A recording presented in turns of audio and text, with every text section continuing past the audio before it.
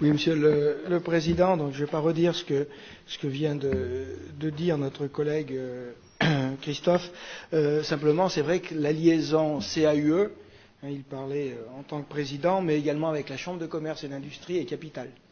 Et tout à l'heure, il le disait aussi, l'urbanisme est également capital, puisqu'on sait que c'est compliqué quand même pour le commerce de proximité dans les villes. Et je le vois, on le vit quotidiennement à Bellegarde-sur-Valserine, c'est quand même très très difficile. Et bien évidemment, plus ce commerce de centre-ville après se trouve fractionné, avec des locaux vides, et bien plus pour celles et ceux qui restent commerçants, eh bien ça devient difficile.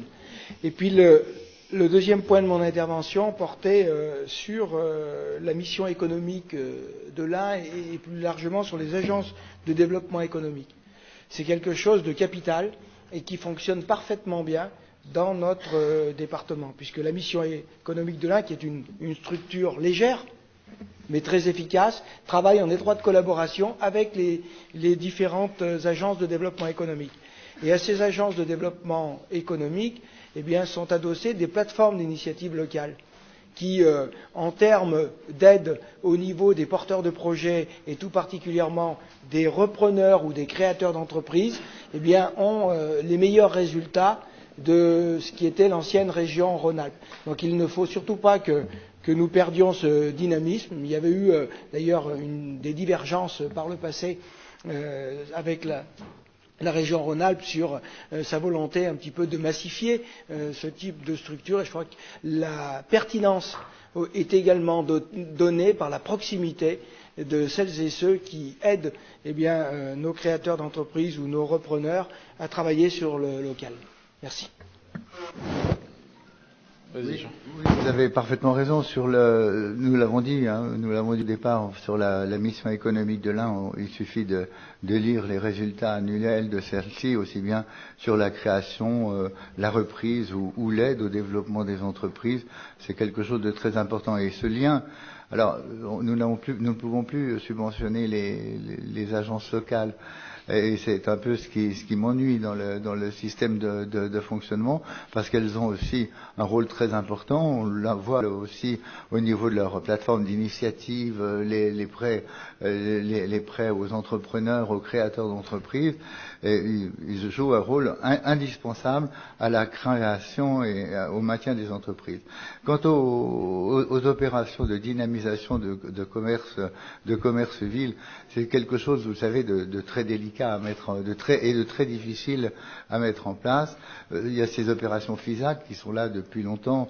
On a encore les résultats qui sont mitigés parce que aussi, je pense, il y a un manque de moyens qui est apporté au niveau de cette dynamisation, aussi bien par les acteurs locaux que par les personnes elles-mêmes qui manquent pour pouvoir activer cette machine de dynamisation du commerce local.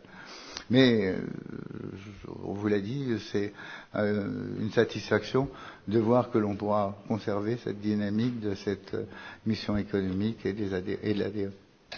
Oui, tout à fait. Et c'est pour ça que je dis que nous attendons avec impatience cette agence de développement économique au niveau régional qui permettra d'avoir une vraie antenne départementale qui, certes, n'aura pas de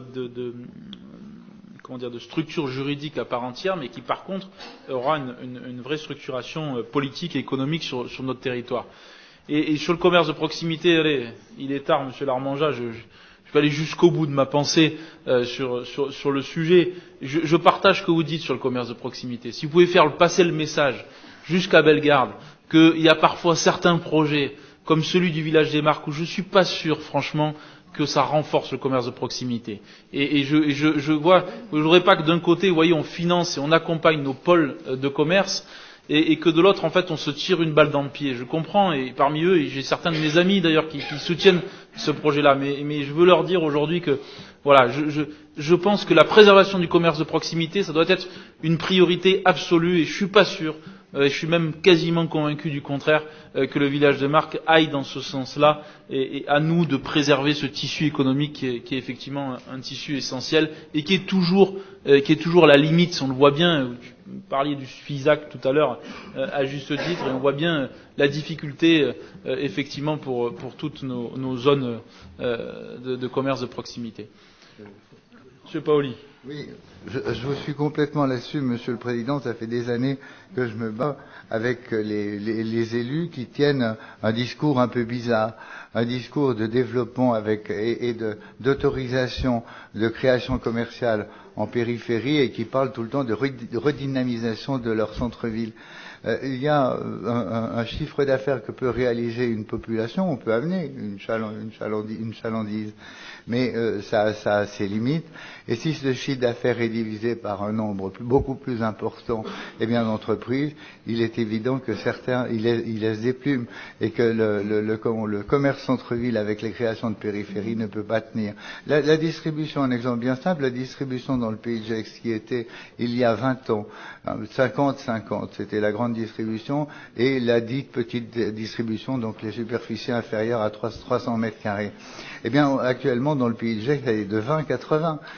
Et cette petite distribution, elle se trouvait principalement dans les centres-villes. Ok. Allez, monsieur Larmanjat, madame Bouvet-Multon, et après je propose